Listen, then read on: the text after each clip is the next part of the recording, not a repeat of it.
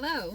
So this one's actually going to be quick because I didn't even go on 2 dates with this guy, but it's a funny story and it actually is a good lesson. I have my favorite drink in the whole world today and I'm super excited about it. I treated myself because a friend of mine gave me some money. It's an iced tea with just a little bit of lemonade in it. And it makes everything better.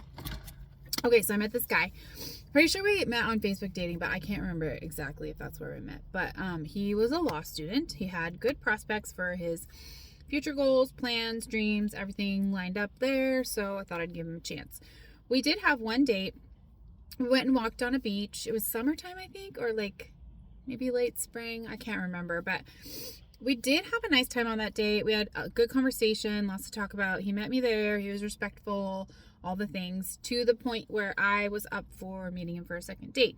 I was in this place at that time of, like, the first date is kind of turned into an interview in my brain. Like, not am I interested in this person, but would I like to go on a second date with this person? Because I had found that I was just putting too much pressure on myself of trying to decide if after the first date if that was like my person, and you just can't know somebody that well that soon. So I had decided that a second date would be a good idea, and we made some tentative plans about when we would go.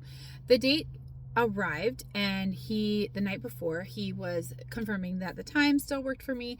We had not yet set a place. We'd set like a general area of where we were going to meet, because it would be kind of halfway for both of us, which I think is totally appropriate, especially in the beginning. He seemed okay with that in the beginning, but then the night before, he's like, well, maybe you should just come down my way. There's this really cool place that I want you to check out. I was like, we don't really know each other well enough to be driving all that way. I think it was like an hour and a half from where I was living at the time. And I just knew where this was going. This is not my first rodeo. I knew what he was going to try to attempt. And he continued the conversation with well, I want to surprise you. Why don't you come and park at my house? We can drive together. And I flat out told him, I am not comfortable getting in the car with you yet. I don't know you that well. And I am not going to go someplace where I don't even know the address of. I don't know you that well. And so if you want to tell me where you're thinking about going, I might consider driving down there and meeting you. But if you're not even going to tell me the location, there's no point in us continuing to meet. He lost his mind. He called me all sorts of names under the book. All the pretense of him being a respectable, kind man absolutely disappeared. There was no hint of that left whatsoever. And so I ended it right then and there. I never had any regrets about ending it, because I feel very firmly that in this day and age, with all the crazy stuff that's going on and the fact that you really don't know anybody, any man who is going to put himself in a potentially dangerous situation is not somebody that I want to be hanging out with.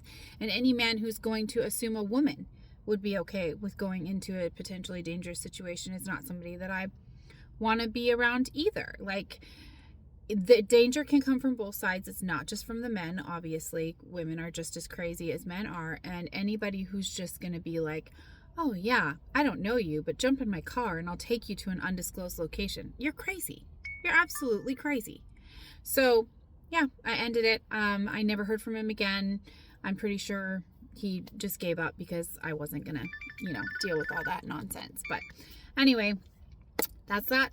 I learned, definitely listen to your instincts on that one and stick to your boundaries, because anybody who's going to push back on that is just, it's not worth your time.